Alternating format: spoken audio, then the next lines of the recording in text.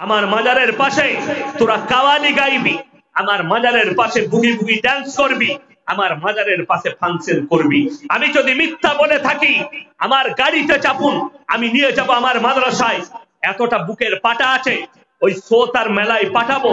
রাতের বেলায় গিয়ে দেখবে ওখানে মাজার বলছে আল্লাহর ওলি শুয়ে আছে, সেখানে বুগি বুগি ডান্স হচ্ছে, পঞ্চরস হচ্ছে, ন্যাংটো নাচ হচ্ছে। তোমার বাপের কবরে করতে দিবে, আমি করব। তখন বলছে আমার বাপ দাদারা শুয়ে আছে, ওখানে গান বাজনা করা যাবে না।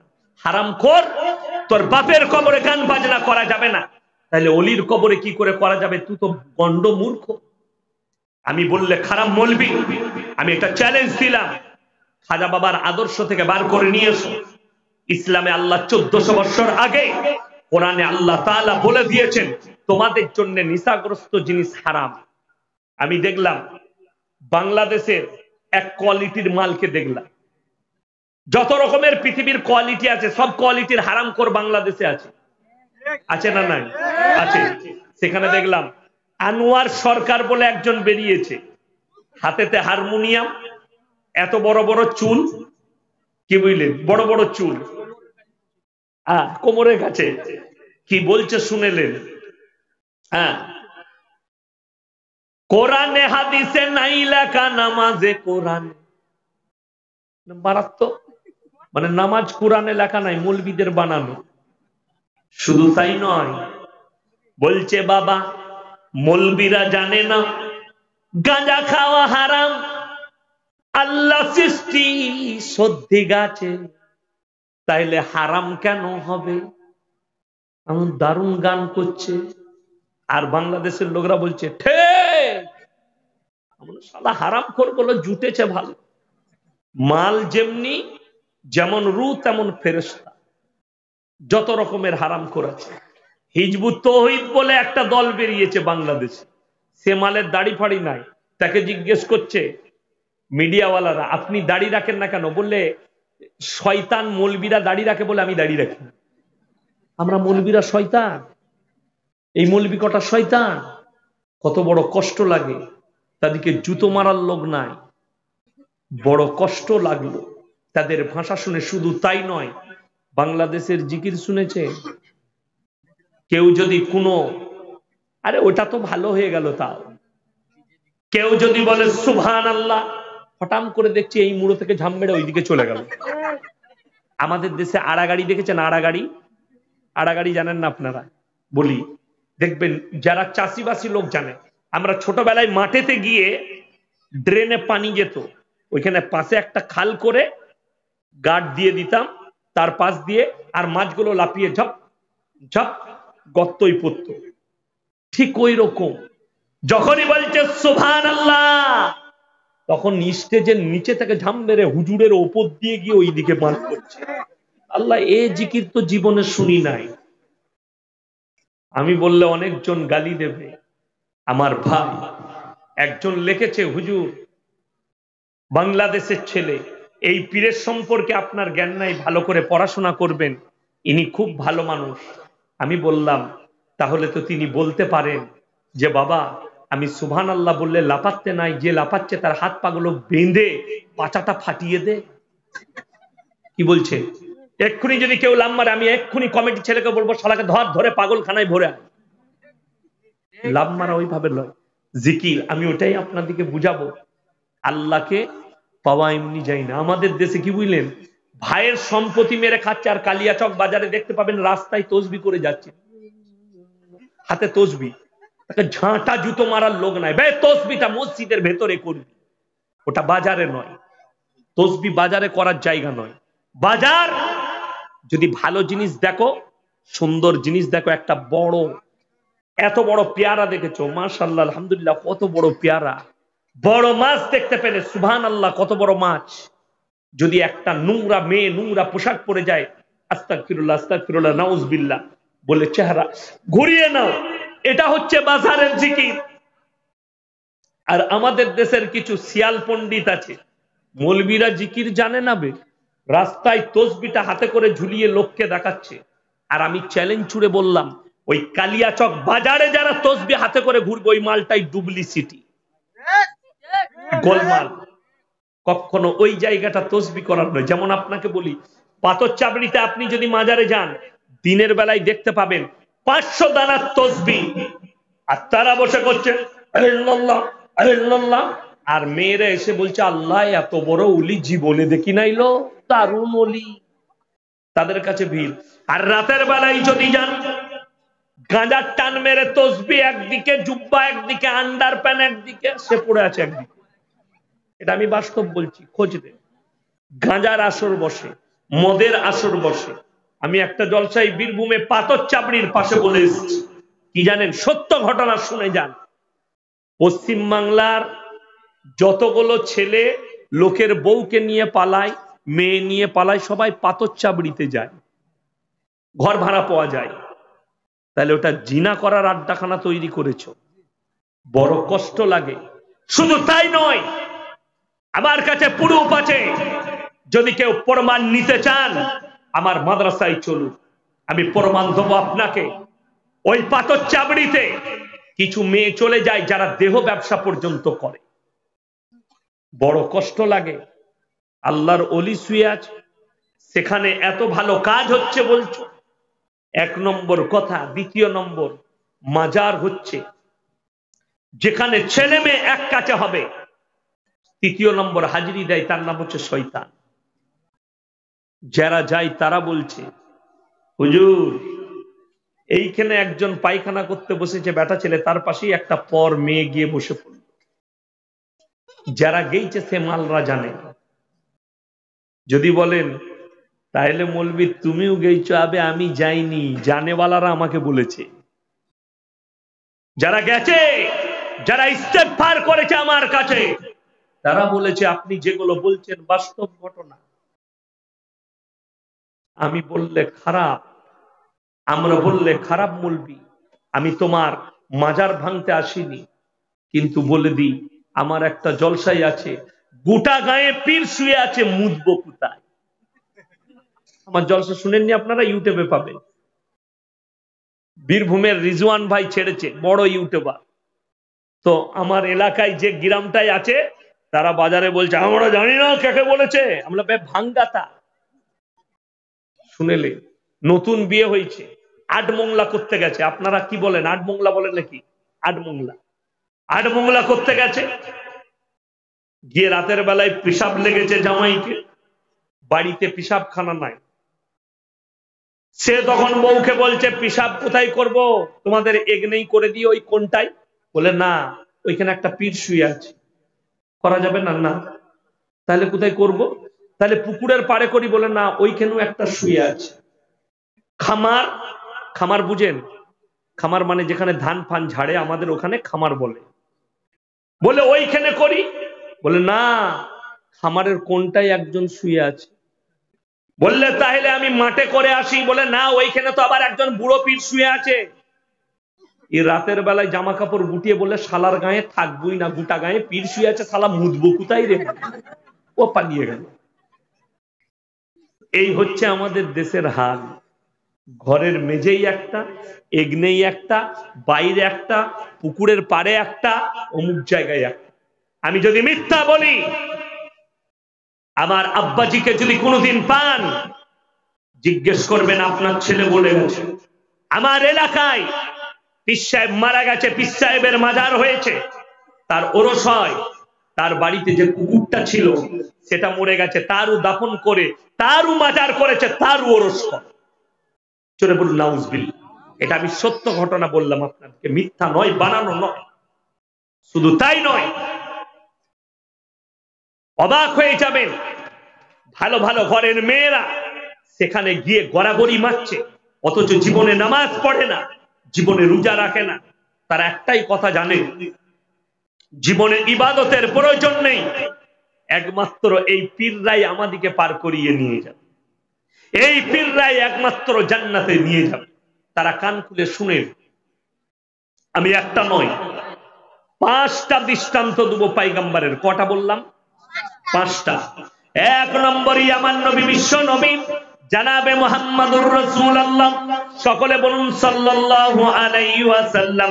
আমার নবী বিশ্ব নবী সাহাবীদিকে শুনেলেন, আমার নবী নিজের চাচা জানকে বলছেন, ওগো চাচা একবার বলুন লা ইলাহা ইল্লাল্লাহ, কালমাটা পড়ে নিন, আমি আল্লাহর কাছে আপনার জন্য কেঁদে কেঁদে ক্ষমা চাইবো। আল্লাহর নবী চাচা জান বললেন, আমি যদি বার্ধক্যে কলমা পড়ি লোকে বলবে মৃত্যু ভয়ে কলমা পড়েছে, তাই আমি কলমা পড়তে পারবো না। আমার আল্লাহ রাব্বুল আলামিন সঙ্গে সঙ্গে নবীজির কাছে আয়াত পাঠালেন, ইন্নাকা লা তাহদি মান আহবাবতা ওয়ালাকিন্নাল্লাহা ইয়াহদি মান ইয়াশা। হে আমার বিশ্ব নবী, হিদায়াতের মালিক হচ্ছি একমাত্র আমি আল্লাহ, হিদায়াতের দপ্তরটা আমার হাতে। তুমি যদি ইচ্ছা করো তোমার চাচাকে কলমা পড়াতে পারবে না, আমার ইচ্ছা নেই, তাই তোমার চাচা কলমা পড়বে না। নবীজি চোখেতে পানি। এরপরে ডিসকাস করুন। আল্লাহর হাবিব সাল্লাল্লাহু আলাইহি সাল্লাম ওই ভণ্ড দিকে বলছি, ভণ্ড পীরের মুরিদকে বলছি, শোনো, আমি কখনো তোমার হকপন্থী আলেমের বিরুদ্ধে নয়। যারা হক্কানি হবে, কোন দলের জানি না, যারা হক কথা বলবে আমি তার পক্ষে আছি, কিন্তু ভণ্ড পীরের কথা বলছি, ভালো পীরের নয়। আমার জন্যে হুগলিতে জলসা করতে গেছি, কমিটির একজন যুবক বলল যে হুজুর আমাদের কাছে 5টা পীরের ফোন এসছে, তোমরা যে মালকে দাওয়াত দিয়েছো তারা তো আমাকে আঁখ ছিলার মতো আমাদিকে ছিলবে, ওকে সাবধান করবে। আমি বললাম বাবা, 10-15টা ছেলে বসেছিল মসজিদে, আমি বললাম যিনারা ফোন করেছেন তিনারা ভালো পীর না ভণ্ড পীর? বললে হুজুর ভালো। আমি তাহলে তো আমি তো ভণ্ড পীরের বিরুদ্ধে বলি, তাদের গায়ে লাগার কাজ নাই। তারা বলে হ্যাঁ হ্যাঁ একদম ঠিক। তাইলে যদি সে ভণ্ড হয় তাহলে আমি জলসাই করব না, চলে যাব। আর সে যদি বলে আমি ভালো, আমি ভণ্ড পীরের বিরুদ্ধে বলবো, তাদের আখলাক চরিত্র বলবো, এটা যদি তার মধ্যে থাকে তাকে পরিবর্তন করতে হবে, আমি তার বিরুদ্ধে নয়। আমার ভাইয়েরা, এটা 1 নম্বর গেল। আমার নবী বিশ্ব নবী নিজের চাচাকে কলমা পড়াতে পারেননি। এরপরে ডিসকাস করুন। আমাদের মতো ফুটো মৌলবীরা, এই ভণ্ড পীররা তোমাদিকে বিনা নামাজে বিনা রোজাতে গাঁজার মদ খেয়ে পড়ে থাকো, কেমন করে জান্নাতে নিয়ে যাবে? এটা 1 নম্বর গেল। এটা আমি পৃথিবীর শ্রেষ্ঠ পয়গম্বরের কথা বললাম। আল্লাহর হাবিব শ্রেষ্ঠ না? শ্রেষ্ঠ নয় বাবা, শুধু শ্রেষ্ঠ নয়, তিনি হচ্ছেন ইমামুল আম্বিয়া। তিনি কি বললাম? কথা বলুন। ইমামুল আম্বিয়া। এমন ইমামুল আম্বিয়া কেন বলা হয়? নবীজির সামনে নবীরা, কোন নবী বেঁচে ছিলেন নবীজির জামানায়? কথা বলে না, কেউ ছিলেন না। তাহলে ইমামুল আম্বিয়া হলেন কি করে? ইমাম মানে হচ্ছে নবীজির পেছনে সেই সাহাবীদিকে, সেই নবীদিকে নামাজ পড়তে হবে। হ্যাঁ, সকলে নামাজ পড়েছেন। সেই রাত্রিটা হচ্ছে মেরাজের রাত্রিতে বাইতুল মুকাদ্দাসে নবীজি ইমামতি করেছেন। সমস্ত নবী পয়গম্বররা নবীজির পেছনে নামাজ আদায় করেছেন। সকলে জোরে বলুন সুবহানাল্লাহ। এটা আমার আল্লাহ চাইলে সম্ভব কি সম্ভব নয়? সম্ভব। এটা নবীদের জন্য সম্ভব। আমাদের দেশের কিছু ভণ্ড আছে, এটা দলিল দেয়, যাই দেখো নবীরা নামাজ পড়লো, তাহলে আমাদের পীররা কেন কবরে বেঁচে থাকবেন? কথাটা বুঝতে পারেননি? তাহলে পীরের কাছে যদি চাওয়া যায় তাহলে অবশ্যই পাওয়া যায়। আমার ভাইয়েরা, আমার মায়েরা, বোনেরা শোনো, আমার আল্লাহ রাব্বুল আলামিন এরপরে চলুন সূরা বাকারা একদম ২য় পৃষ্ঠা। আমার আল্লাহ রাব্বুল আলামিন কোরআনে বললেন, ইন্নাল্লাযীনা কাফারু সাওয়াউন আলাইহিম আনজারতাহুম আম লাম তুনজিরুহুম লা ইউমিনুন। হে আমার বিশ্ব নবী, তুমি যত কোরআন শোনাবে শোনাও, যত বুঝাবে বুঝাও, কিন্তু কান খুলে শুনে নাও। পৃথিবীর মানুষকে বলে দাও হিদায়াতের দপ্তরটা আমার হাতে, তুমি যত শোনাবে শোনাও, কিন্তু যারা বেঈমান কাফের হবে, যারা মানার নয়, তারা কখনো মেনে নিবে না। নবীজি সাল্লাল্লাহু আলাইহি সাল্লাম নিজের চাচা জানকে কলমা পড়াতে পারেন। হযরতে নূহ নবী নিজের ছেলেকে, নিজের বিবিকে কলমা পড়াতে পারেন।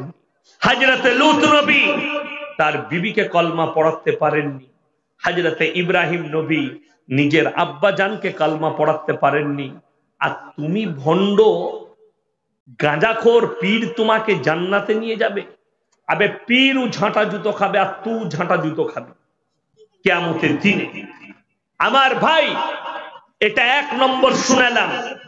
এরপরে দ্বিতীয় নম্বরটা শুনে আমার ভাইয়েরা, আমার মায়েরা, বোনেরা, তিনি হচ্ছেন হযরত ইব্রাহিম খলিলুল্লাহ, যার জন্য আমার আল্লাহ রব্বুল আলামিন আমার নবী বিশ্ব নবীকে বললেন, হে আমার বিশ্ব নবী, তুমি পৃথিবীর মানুষকে বলো, ওয়াজকুর ফিল কিতাবি ইব্রাহিম ইন্নাহু কানা সিদ্দিকান নাবিয়্যা। সিদ্দিক মানে হচ্ছে সত্যবাদী। ইব্রাহিম একজন আমার সত্যবাদী নবী, পয়গম্বর। তুমি তার সম্পর্কে মানুষকে বলো কি? তিনি তিনার আব্বাজানকে দাওয়াত দিলেন, যারা ভণ্ড পীরের মুরিদ আছেন, যারা আল্লাহ ছেড়ে কবরের উপাসনা করেন, আল্লাহ ছাড়া অপরের কাছে ভালো মন্দ চান, তারা ভালো করে শুনে নেন। হযরত ইব্রাহিম নবী নিজের আব্বাজানকে দাওয়াত দিচ্ছেন। ইজ ক্বালা লিআবিহি ইয়া আবাতি লিমা তা'বুদু মা লা ইয়াসমাউ ওয়া লা ইউবসিরু ওয়া লা ইউগনি আনকা শাইয়্যা। হে আমার আব্বাজান, আপনি কাদের কাছে ভালো মন্দ চাইছেন? যাদের হাত পা নাড়ার ক্ষমতা নেই, যাদের চলার ক্ষমতা নেই, যারা ভালো মন্দ দিতে পারে না, তাদের কাছে আপনি কেমন করে ভালো মন্দ চাইছেন? তাদের উপাসনা কেমন করে করছেন? এইগুলোকে ছুঁড়ে ফেলুন আর আমার আল্লাহকে বিশ্বাস করুন আর আমাকে নবী হিসাবে মেনে নেন। इब्राहिम नबी अब्बा जान बोले, अगर हमारे माबूदों के बारे में, देव देवियों के बारे में और एक मर्तबा कहा तो तुमको पत्थर से मर्डर कर दिया जाएगा, তোমাকে পাথর মেরে হত্যা করা হবে। ইব্রাহিম নবী আল্লাহর কাছে চোখের পানি ফেললেন, আল্লাহ তুমি আমার আব্বাজানকে হেফাজত করো। কিয়ামতের দিনে ইব্রাহিম নবী আল্লাহকে বলবেন, ওগো আল্লাহ, আমি আমার আব্বাজানের জন্য আপনার কাছে একটুকু আবেদন নিবেদন করতে চাই। আল্লাহ বলবেন, লক্ষ্য করো, তুমি তোমার দুটো পায়ের মধ্যেখানে, রিওয়ায়েতে আছে ইব্রাহিম নবীর আব্বাজান বীর্য আকারে রক্ততে লুটোপুটি খাবে। ইব্রাহিম নবীর আব্বাজি বীর্য আকারে রক্ততে লুটোপুটি খাবে, রিওয়ায়েতে আছে।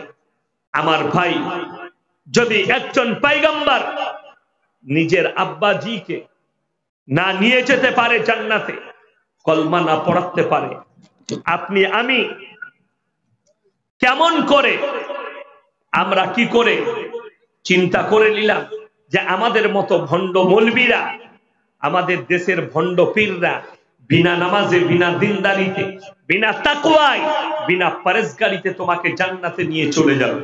দুজন চলে গেল। এরপরে তৃতীয় নম্বর আর চতুর্থ নম্বর, এটা আমার মায়েরা বোনেরা তোমরা কান খুলে শোনো। আমার আল্লাহ রাব্বুল আলামিন পৃথিবীর ওই সমস্ত রমণীদের জন্য দৃষ্টান্ত দিলেন, যে সমস্ত মায়েরা মনে মনে করেন আমার স্বামী মৌলবী আমি জান্নাতে নিয়ে যাবে, আমার বাপ হাজি জান্নাতে নিয়ে যাবে, আমার 14 পুরুষ পীর আছে জান্নাতে নিয়ে যাবে, আমি অমুক পীরের মুরিদ হয়েছি আমাকে জান্নাতে নিয়ে যাবে। নামাজ পড়ি বা না পড়ি, রোজা রাখি বা না রাখি, আল্লাহকে ডাকি বা না ডাকি, আমার ভাইয়েরা, আমার মায়েরা বোনেরা কান খুলে শুনে নেন। আমার আল্লাহ রাব্বুল আলামিন কোরআনের দৃষ্টান্ত দিলেন, দারাবাল্লাহু মাসালাল লিল্লাযিনা কাফারু ইমরাতা নূহি ওয়া ইমরাতা লূত কানাতা তাহতা আবদাইনি মিন ইবাদিনা সালিহাইনি ফাখানাতাহুমা ফালাম ইউগনিয়া আনহুমা মিনাল্লাহি শাইয়্যা ওয়া কিলা আদখুলান নারা মা'আদ-দাখিলিন। আমার দুজন উলুল আযম নবী, হাবিব পয়গম্বর নূহ নবী আর লূত নবী, দুজনের বিবিকে জাহান্নামে দেব, তারা আটকাতে পারবে না। কোরআন, পয়গম্বর তারা যদি নিজের বিবিদিকে জাহান্নাম থেকে বাঁচাতে না পারে, আমাদের মতো ফুটো মৌলবীরা আপনাকে কি করে বাঁচাবে? ভণ্ড পীররা তোমাকে কি করে জান্নাতে নিয়ে যাবে? যাদের নিজের নামাজের ঠিক নাই, যারা গাঁজা খেয়ে পড়ে থাকে, যারা মদ খায়। আমি দুঃখ পেলাম, এই মেয়েটা কতটা শিক্ষিত জানি না, বাচ্চা মেয়ে, তাদের মা বাবার কথায় উৎফুল্ল হয়ে পীরের মুরিদ হয়েছে। আমি দোয়া করব এই মাকে যেন আল্লাহ হেফাজত করে। আমাকে বলছে এসব বক্তা ফক্তা আমি চিনি না। আমি বললাম আলহামদুলিল্লাহ, আমাকে না চিনলেও ভালো। বাবাজিরা আমাকে চিনার, আমার মায়ের আমাকে চিনার প্রয়োজন নাই। আমার বোন, তুমি আমাকে চিনো না, আমার আল্লাহকে চিনলেই যথেষ্ট। ইয়াসিনকে চিনে লাভ হবে না, তুমি আল্লাহকে চিনো। তুমি কত বড় কথা বলেছো অনুভব করে দেখবে, তোমার জীবন পণ্য হয়ে যাবে। তুমি আল্লাহর বিরুদ্ধে কথা বলেছো। নামাজ পড়ে জান্নাত পাওয়া যায় না, গাঁজা মদ খেয়েও জান্নাতে যাওয়া যায়, এটা কম বড় কথা নয়। আল্লাহর বিরুদ্ধে কথা, কোরআনের বিরুদ্ধে কথা। যে আল্লাহ বলেছেন নেশাগ্রস্ত জিনিস তোমাদের জন্য স্পর্শ করা হারাম, খাওয়া তো অনেক দূরের কথা, স্পর্শ করা। আমাকে মুর্শিদাবাদের একটা ছেলে ফোন করেছিল, সে দুবাইয়ে থাকে। বললে আমি যে শেখের বাড়িতে আছি, কাজ করি, বাড়ির কাজ সমস্ত করে, ঝাঁটপাট দিয়া পরিষ্কার করা। বললে মালিক আমাকে মাঝে মাঝে বলে, আমি হুজুর নামাজ পড়ি, মাঝে মাঝে আমাকে বলে গিলাসে মদ ঢেলে দাও। আমি কাঁদি, আল্লাহ আমি কোথায় এসে পড়েছি। আমি বললাম তুমি চোখের পানি ফেলাও, সুযোগ হলে পালিয়ে যাও, সরে যাও তার কাছ থেকে। কেন? ইসলামে মদ তোমার জন্য স্পর্শ করা হারাম, নেশাগ্রস্ত জিনিস স্পর্শ করা হারাম। আজকে যারা মৌলবিদিকে খারাপ মনে করেন, আমরা জীবনে মদ স্পর্শ করি না, আমরা জীবনে গাঁজা স্পর্শ করি না, আমরা জীবনে ব্যভিচারের লাইনে যাই না, আমরা জীবনে বিড়ি সিগারেট খাই না, আমরা জীবনে খৈনি গুল খাই না। আর আপনি মনে করেন এই মৌলবিরা খারাপ। আমি আমার জীবনে একটা পান পর্যন্ত খাই, একটা পান মশলা পর্যন্ত মুখে দিই না, পারি না নিতে। আল্লাহ আমাকে হেফাজত করেছে। দোয়া করি আল্লাহ যেন এই জবানকে পাক পবিত্র করে মৃত্যু দান কর। মৃত্যুকাল পর্যন্ত যেন এই জবানে কোন রকমের নেশাগ্রস্ত জিনিস ঠেকিও না। জানে কষ্ট লাগে যখন দেখি কোনো ছেলে মদ পান করে তার স্ত্রীর উপরে অত্যাচার করছে, গাঁজা খেয়ে তার স্ত্রীর উপরে অত্যাচার করছে, তখন আমার অন্তর কাঁদে কি করে তারা বিবির উপরে অত্যাচার করে। আমি খালি নিজের কথা ভাবি যে আমরা যদি ভাষার দ্বারা বিবিকে যদি দুটো কথা একটু জোরে বলে দিই, আমাদের বিবিরা কষ্ট পায়, তাহলে সেই বিবিরা কত কষ্ট পায় যে স্বামীরা মদ পান করে এসে স্ত্রীকে কষ্ট দেয়, যারা গাঁজা খেয়ে এসে স্ত্রীর উপরে অত্যাচার করে। শুনে রেখে দেন, জান্নাত আপনি শুধু এমনি পাবেন না, কেউ যদি স্ত্রীর সঙ্গে অত্যাচার করে তাকে কবরের আযাব থেকে বাঁচাবার ক্ষমতা পৃথিবীর কোন মৌলবি আর পীরের দোয়া কাজে লাগবে না। বিবি যদি আল্লাহর কাছে দোয়া করে, আল্লাহ আমার স্বামী হচ্ছে ওলি, সেই দোয়াটা আল্লাহ বিদ্যুতের গতিতে কবুল করবেন। সকলে জোরে বলুন সুবহানাল্লাহ। কোন স্বামী যদি আল্লাহর কাছে প্রার্থনা করে, আল্লাহ আমার স্ত্রীকে জান্নাতি করো, আমার স্ত্রী সতী সাবিত্রী একজন ভালো মেয়ে, আল্লাহ কবুল করবেন। আমাদের দেশের লোকের নিয়ম হয়ে গেছে মৌলবি ভাড়া করা, হায়ার করা মৌলবি, হায়ার করে নিয়ে এসে দোয়া করায়। আমার মায়ের জন্য দোয়া করুন, হায়ার করে আনে দোয়া করানোর জন্য। তোমার স্ত্রী মারা গেছে, তুমি 5 ওয়াক্তের নামাজি হও, তুমি দোয়া করো। তোমার বাবা মারা গেছে, ফজরের নামাজের পরে তুমি দোয়া করবে, আল্লাহ তুমি আমার আব্বাকে চোখের পানি ফেলাও, তোমার চোখের পানিটা গালে গলানোর আগে আমার আল্লাহ কবুল করে নেবেন। জোরে বলুন সুবহানাল্লাহ। কিন্তু আমরা তো কানতে জানি না, দোয়া করতে জানি না। আমার ভাই 4 জন চলে গেল। 5ম নম্বরটা, আপনার অন্তর কেঁপে যাবে। যারা বলছে না, দেখবেন খ্রিস্টানরা এই যারা কবরে মাথা ঠুকে, যারা পীরের কাছে গিয়ে ভালো মন্দ চায়, যারা রওজা থানে দরগায় গাছতলায় এলতলা বেলতলা ছাঁচতলায় মাথা ঠুকে, তারা কান খুলে শোনো, আমি ইয়াসিন বলিনি, কোরআনের আয়াতটা শুনে নাও, তোমাদের চোখ খুলে যাবে। একজন পয়গম্বর যিনাকে আল্লাহ রাব্বুল আলামিন তিনার কওমের কাছ থেকে আল্লাহ আসমানে তুলে নিয়েছেন, তিনি হচ্ছেন হযরতে ঈসা মাসিহ। ঠিক কি না?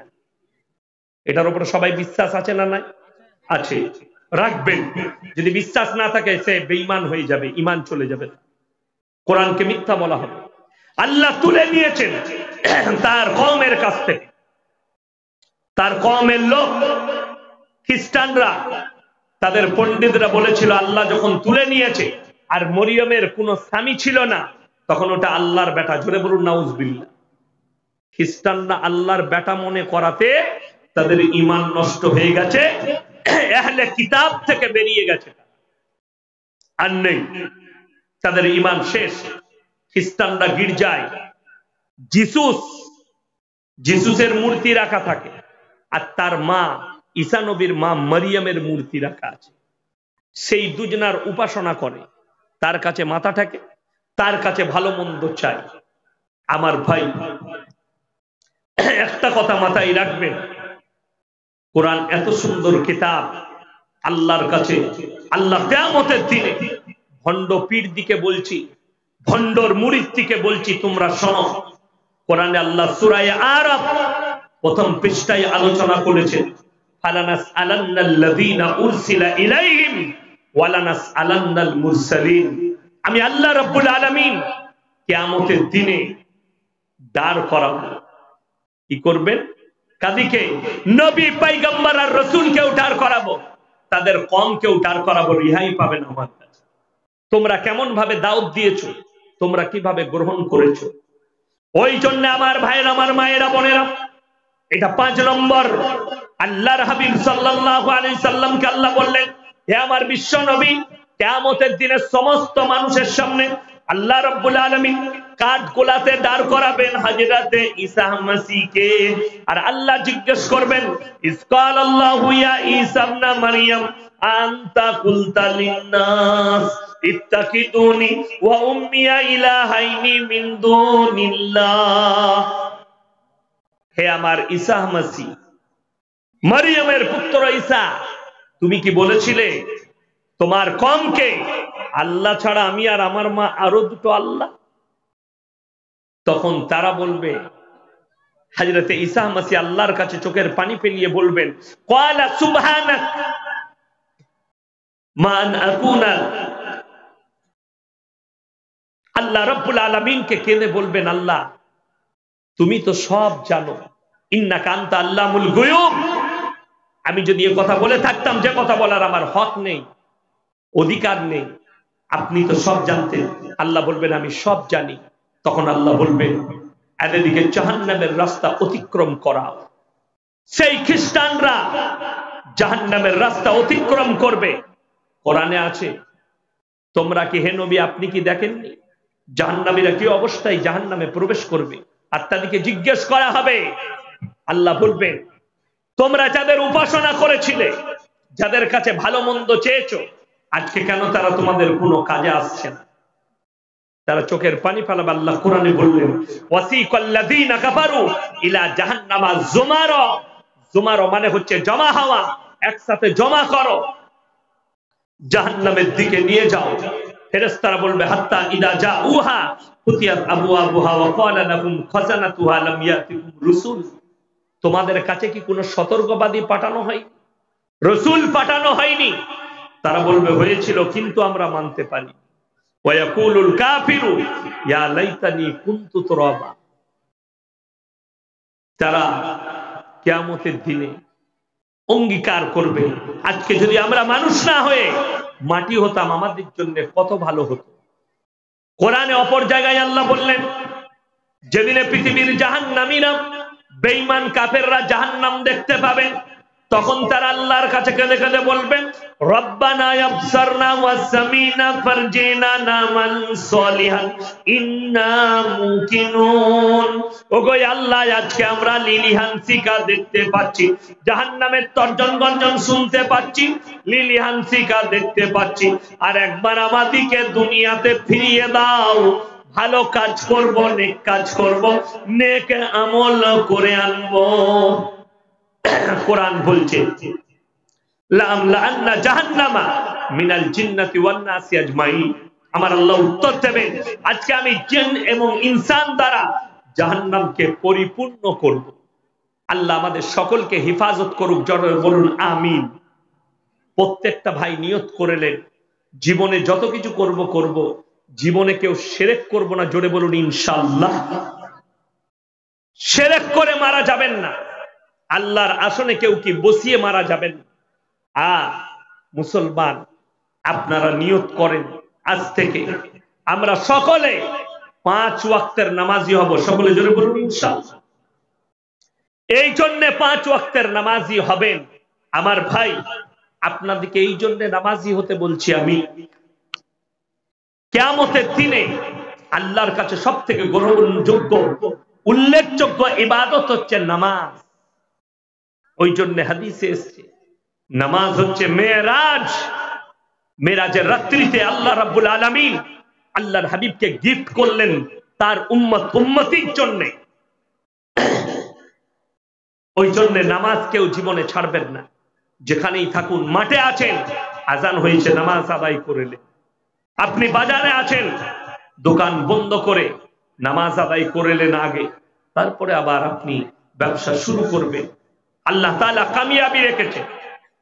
17 পারা শেষ পৃষ্ঠায় আলোচনা করলেন, ইয়া আইয়ুহাল্লাযীনা আমানু রুকাউ ওয়াসজুদু ওয়াবুদু রাব্বাকুম ওয়াফআলুল খায়রা লাআল্লাকুম তুফলিহুন।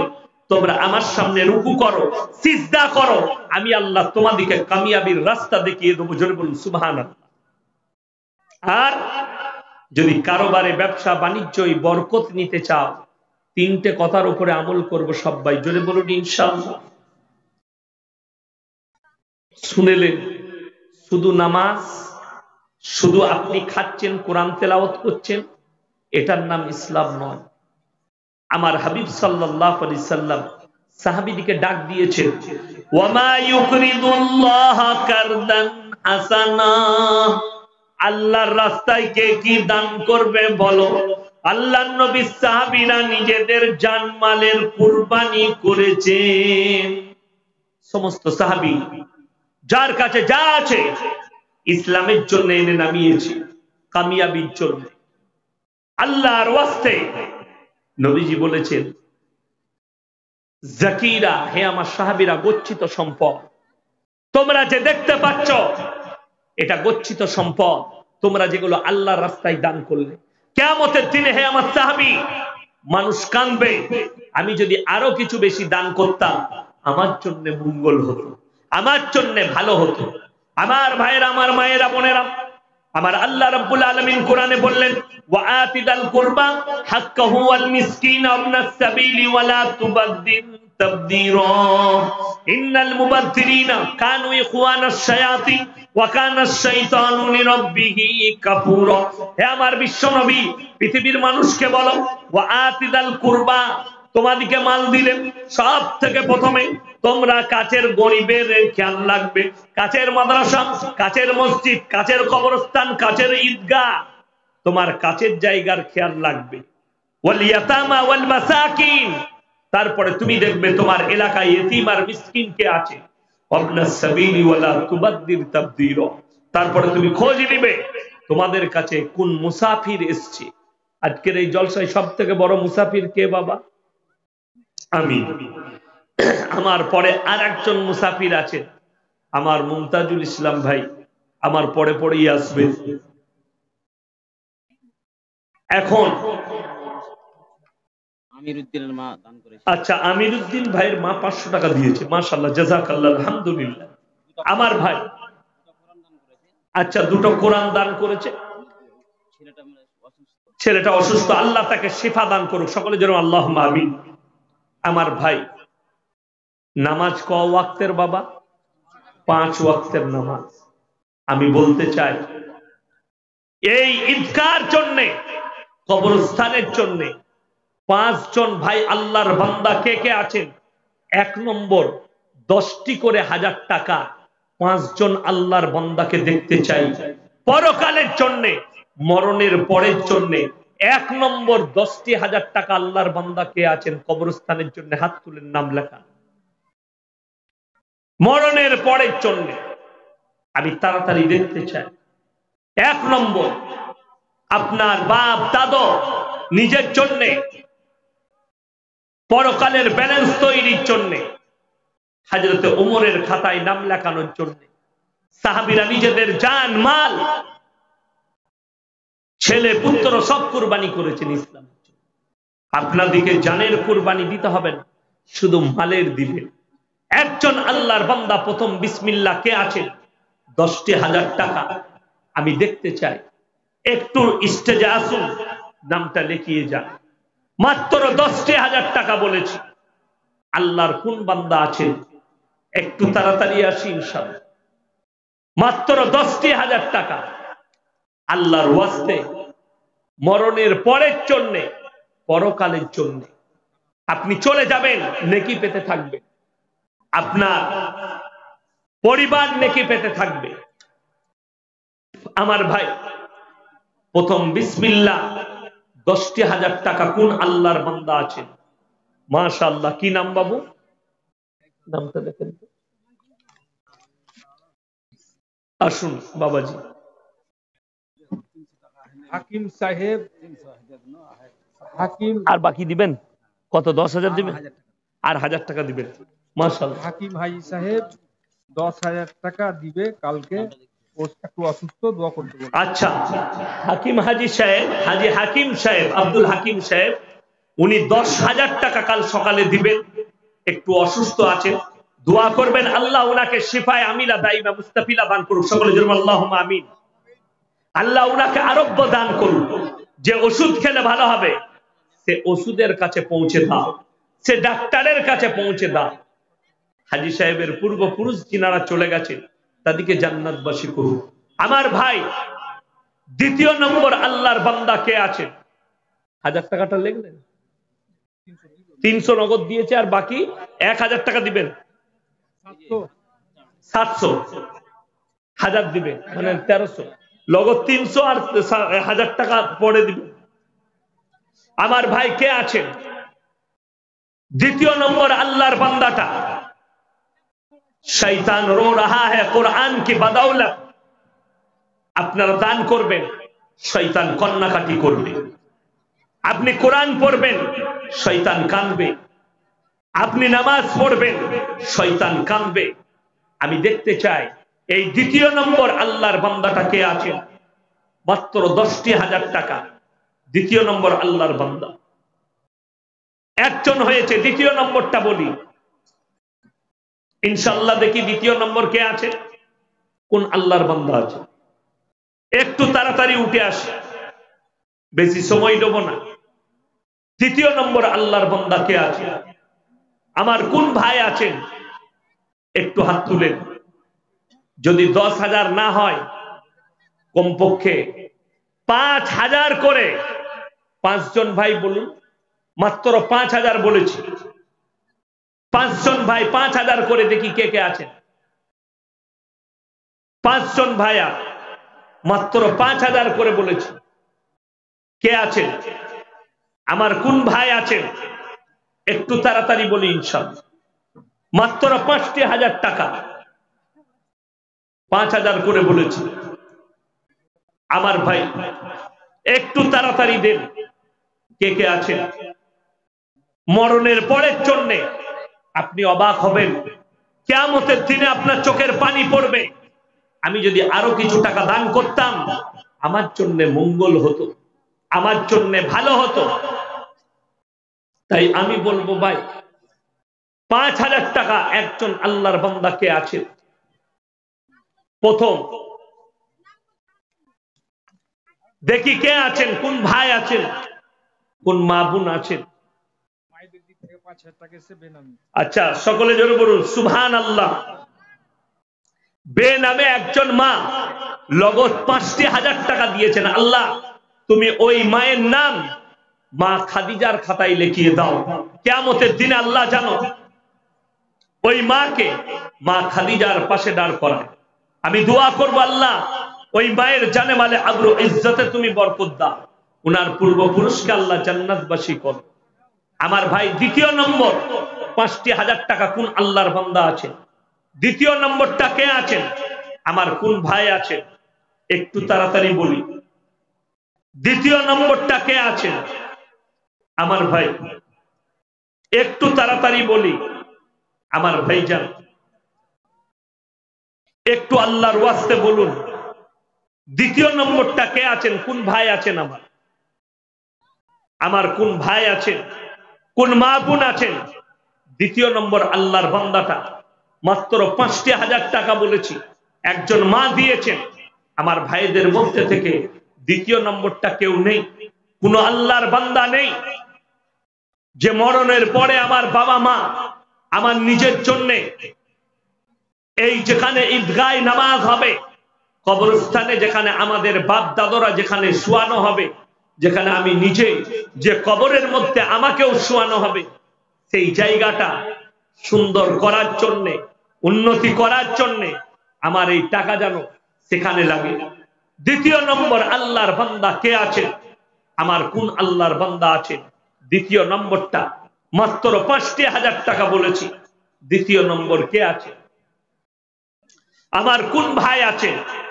একটু তাড়াতাড়ি আসে। মুস্তাক ৫,০০০ টাকা।